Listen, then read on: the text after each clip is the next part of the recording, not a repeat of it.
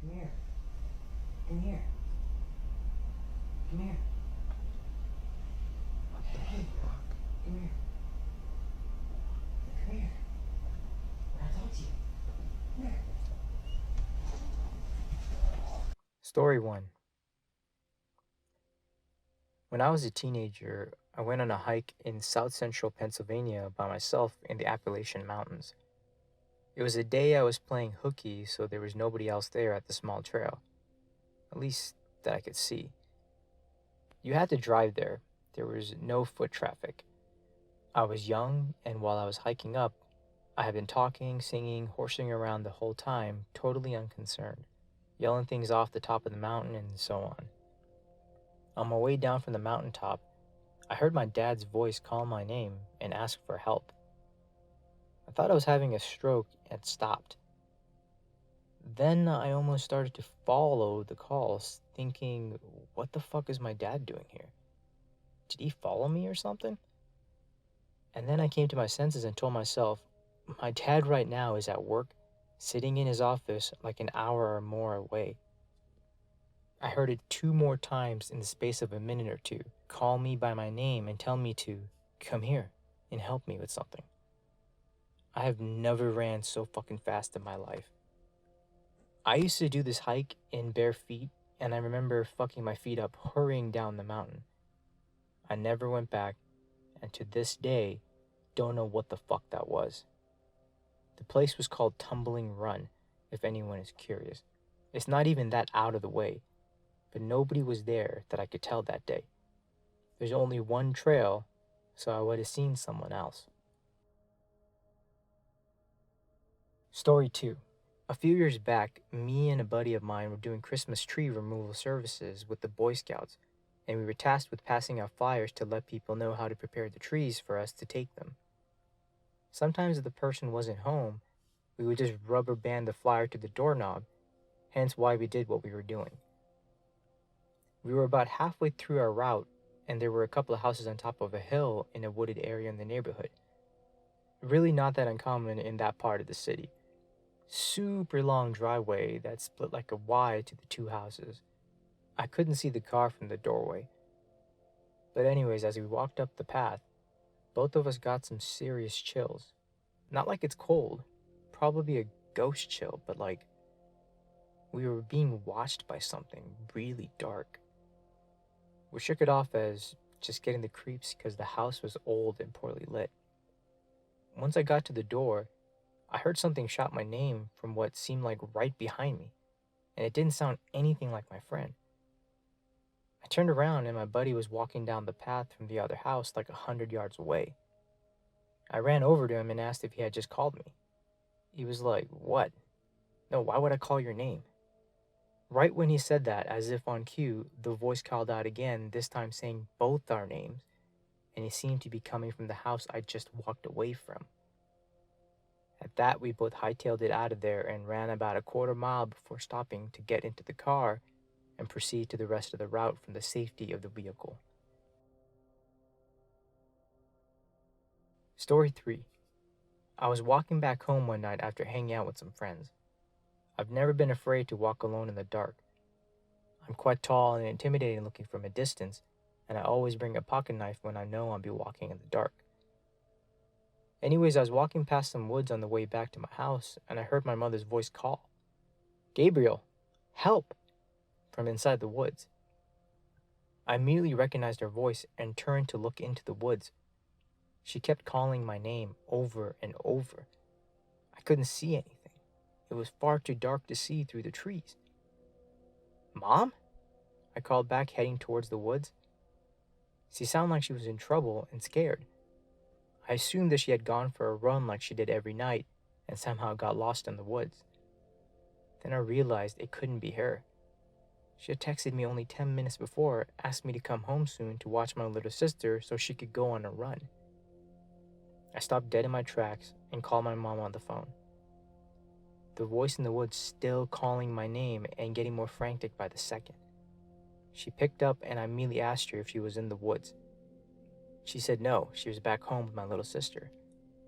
I swear to God, as soon as she said she was back home, her voice stopped calling my name from inside the woods. I was overcome with a wave of dread and fear that I had never felt before. Something in the woods was trying to lure me in using my mother's voice, and it knew my full name, not just my nickname, which made things even scarier because the only person who calls me Gabriel is my mom. I immediately turned and ran faster than I've ever ran before back home. When I got back home, my legs felt like jello and my lungs burned. I opened the door and there was my mom sitting on the couch with my sister. I would think this was some sort of prank, but my mom isn't one for pranks, and even if she was, there's no way she could have gotten back home before me without me seeing her. My only question is, what was in the woods? Story 4. Hunting is a huge part of the culture in Hawaii, and kids often learn from a very young age how to hunt. My cousin, who is in his late 20s now and has been hunting for a good 20 years of his life, has had some strange experiences in the wilderness, but this one always stuck with me as the weirdest one. Have you ever heard of a calling spirit? I'm sure they exist outside of Hawaii, but the gist is, if you're somewhere like the woods or you're alone somewhere, if you hear someone call your name, you do not answer. Bad things happen when you answer. I'm going to write the story like how he told me. I was around 8 years old when this happened. When I had just started going hunting, me, my cousins, and my uncle went hunting one evening in Walua. By the time we were done, we were about a mile away from our truck. It was about 9 p.m. and it was dark. My uncle said, "I'm going to go get the truck. You kids wait right here." But my cousins wanted to go with my uncle. I said, "I'll wait right here. You come get me. I'm not walking." I was over walking. My uncle was like, "You sure you want to wait alone?" I said, "Hell no, I'm not walking. I'll wait." So he said he would be back in a half an hour with the truck. Not too long after they left, I heard something moving in the bushes. Then I heard my uncle's voice. "Hey, Kai, come on, let's go." I said, "Hell no, I'm not walking back." And then my uncle whistled. You know when you're out playing with the other kids in the neighborhood and your dad whistles for you to come inside, and you know when you hear that whistle, you better go fast? That's the kind of whistle it was. So I jumped up and started walking. My uncle was ahead of me. I couldn't see him in the bushes, but I could hear him because he was saying things like, "You just don't want to listen. You're going to get in trouble." Then he said, "Come on, let's go down here." He wanted to go into the bushes off the path. I knew something was wrong. I said, "But I thought we were going back to the truck." Just then, I saw headlights back in the direction we started, and then I heard my uncle's stereo blasting, the only song he ever plays when he goes hunting. I start running. I take off and something grabs my backpack. I fly my arm back and let whatever it was take my bag. I get to the truck and my uncle asks, "Where's your stuff?" I point back to where I was and say, "I was following you." My uncle turns pale and yells, "Get in the car now." I'm bawling, I'm scared. I know I messed up. I know you never answer when someone calls, but it sounded just like my uncle. He immediately took me to my other uncle who blessed me.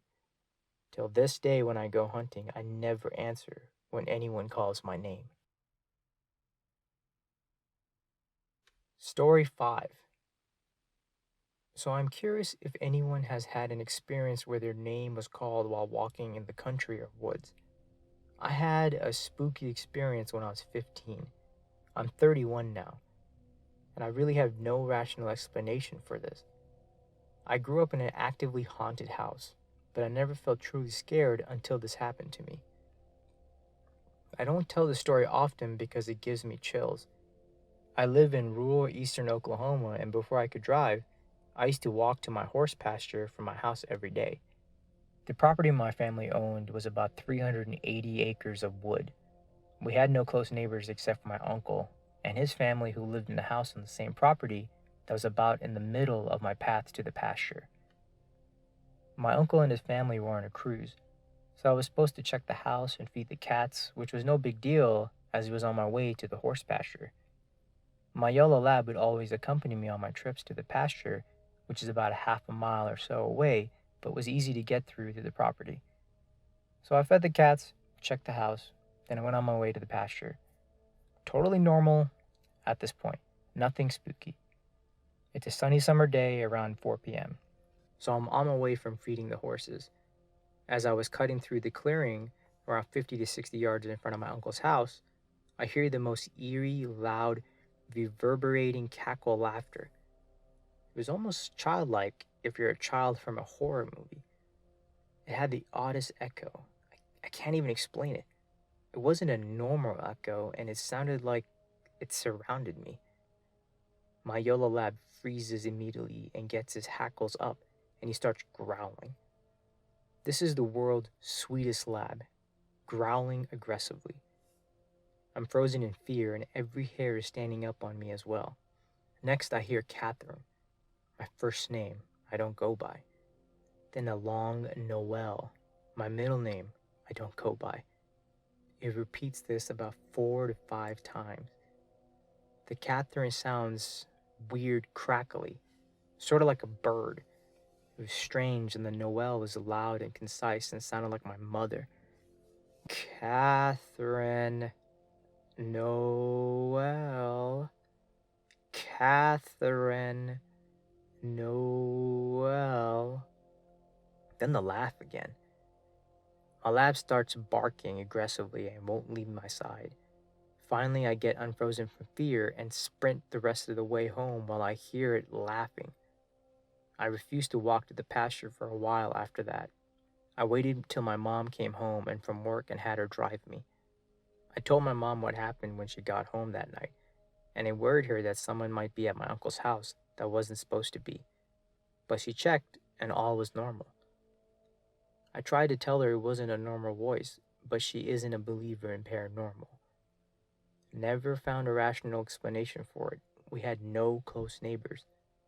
I've ridden the horses out there many times since with nothing creepy happening to me. It's 16 years later, and I'll never forget how that voice sounded though.